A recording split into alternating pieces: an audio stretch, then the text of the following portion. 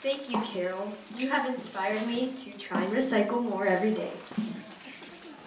Our next speaker is Sophia Huynh, who is a 14-year-old ninth grader that attends the Paideia School. She really loves writing, and as a result, it led her here to write speeches of her own. She has wrote many free-form poems and hopes that you will enjoy her new written speech. Her speech title is The Power That Comes from the Powerless. Please welcome Sophia Huynh.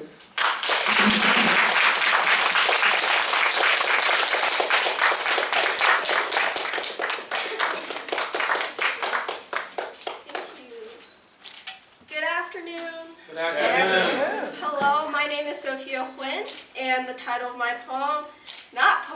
speech. I'm very used to saying poems. The title of my speech is The Power That Comes from the Powerless. I'm just putting this out there. I am very aware that for me, and maybe for some of you, that it is very easy to take things for granted. And one of those things I'm here to talk about are words. Words are often portrayed as if they're powerless, regular, ordinary, everyday things. Just think about it. Think about how many words you have spoken in the past 30 minutes, past day, past year, and past decade. And if one of your hobbies is talking like mine, the number will be pretty big.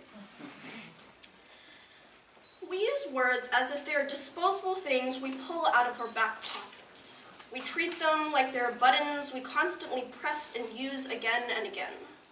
Each word comes flying out of our mouths, one after another, constantly like bullets from a machine gun. We use them so much that it has become natural, or the norm, to use them to express and explain everything. Well, here's the thing. This one noun sets us apart from every other species on the planet. It allows us to analyze, collect data, influence, and communicate with people.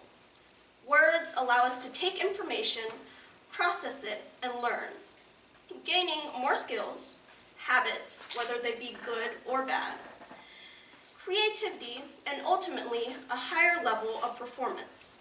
After hearing this, I can definitely tell you that we rely on words very much.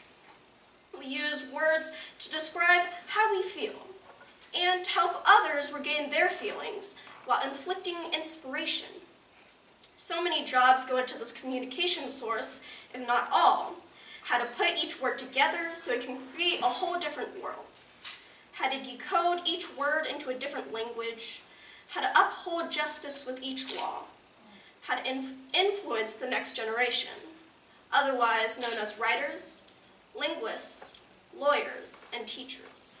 Without words, our community, society, and humans as a whole will not be as advanced as we are now.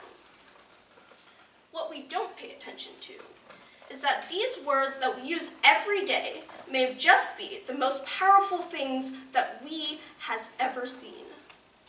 They have the potential to break relationships, send commands, destroy cities, demolish buildings, and stain your soul. They are catalysts that oftentimes spark conflict, as the smallest insult could start a hatred in one's heart.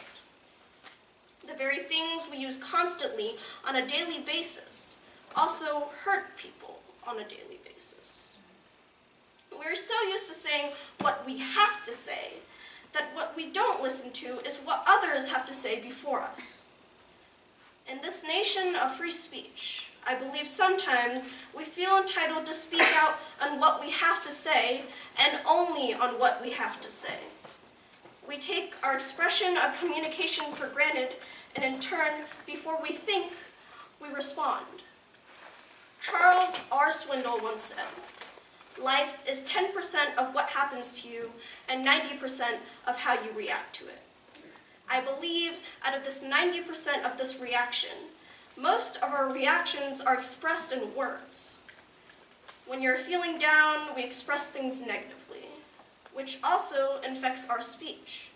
When people see you sad, many of you will also feel sad, that you're sad, and it just goes into a cycle of negativity. The same thing applies to our use of words. When you only want to use your words to get your point and will not listen, it will become evident that you won't be able to accept what other people have to say. In turn, they won't listen to you, and you will not achieve anything from telling them what you have to say. What I'm saying is, you don't have to agree with a person. You don't even have to like the person, but you must respect them.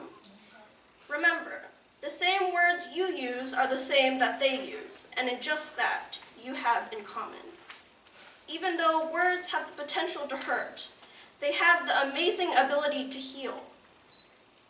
It's not that words aren't enough. It's just that you're not using the right words. Next time, listen to other people before you speak. Before reacting, think before you speak. Take in the situation and analyze where you stand before you speak. Just remember, use your words wisely, because the words that you have every day have the power to change people's lives. Thank you.